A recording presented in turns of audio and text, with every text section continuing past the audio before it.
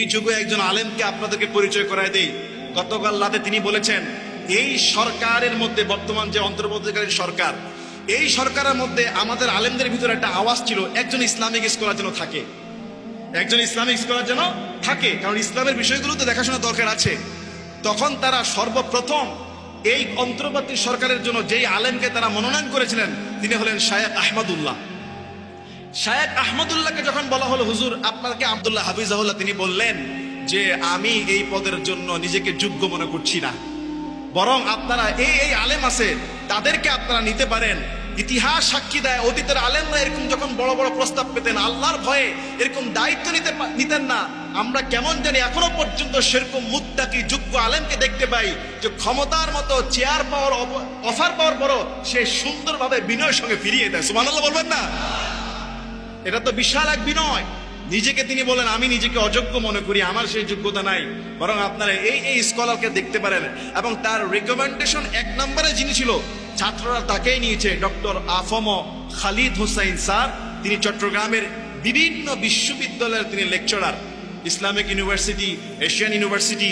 এবং তিনি একই সাথে শুধু একজন আলেম না, একই সাথে দুনিয়াবি গবেষণা বিষয়ে, দুনিয়াবি শিক্ষার বিষয়ে তিনি স্কলার, উভয় জগতে তার জ্ঞান আছে। এবং তিনি একই সাথে লেখক, অনুবাদক ইসলামিক ফাউন্ডেশনের। যাই হোক, ইসলামের পক্ষ থেকে, ইসলামিক দল থেকে, ইসলামিক মনোমানসিকতার একজন স্কলার জায়গা পেয়েছে রাষ্ট্রীয় সরকার। আলহামদুলিল্লাহ বলবেন না? আশা করি মুসলমানদের পক্ষে কিছুটা হলেও তো কাজ হবে, নাকি বলেন? ইনশাল্লাহ। আর শায়েখ আহমদুল্লাহ যে বিনয়ের সঙ্গে এটা ফিরিয়ে দিলেন, এতেও বোঝা যায় যে আলেমদের ভিতরে তেমন লোভ লালসা কাজ করে, বরং সবাই আমরা শান্তি চাই, সবাই আমরা রহমত চাই, সবাই আমরা সম্প্রীতি চাই। আমরা কেউ কারো সম্পদ নষ্ট করব না, কোনো লুটপাট করব না।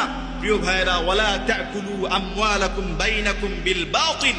কোরআন বলছে, তোমরা অন্যায় ভাবে কারো সম্পদ গ্রাস করো না, অন্যায় ভাবে কারো সম্পদ গ্রাস করো না। এই যে দেখেন, রাতের বেলা খালি ডাকাতের মিছিল শোনা যাচ্ছে। তোলারবাগে আসছে? তোলারবাগে আসে নাই, মাশাআল্লাহ, তোলারবাগ তো ভালো। খালি দেখি রাতের বেলা ডাকাত ঢুকতেছে, এতে সুযোগ পেয়েছে অন্যায় ভাবে মানুষের সম্পদকে লুণ্ঠন করতে।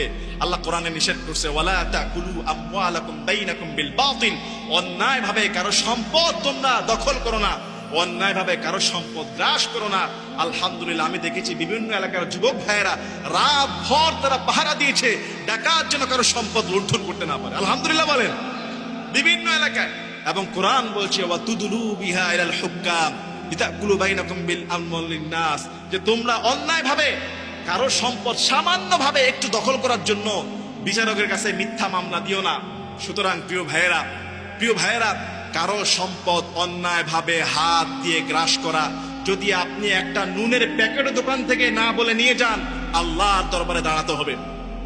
যদি কারো কাছ থেকে একটা পয়সা আপনি নিয়ে যান, একটা সুই যদি আপনি অন্যায়ভাবে দখল করেন, আল্লাহর কাছে জবাবদিহি করতে হবে। এজন্য কখনই কোনো অবস্থায় কারো সম্পদ লুণ্ঠন করা, ভাঙচুর করা, কাউকে কষ্ট দেওয়া যাবে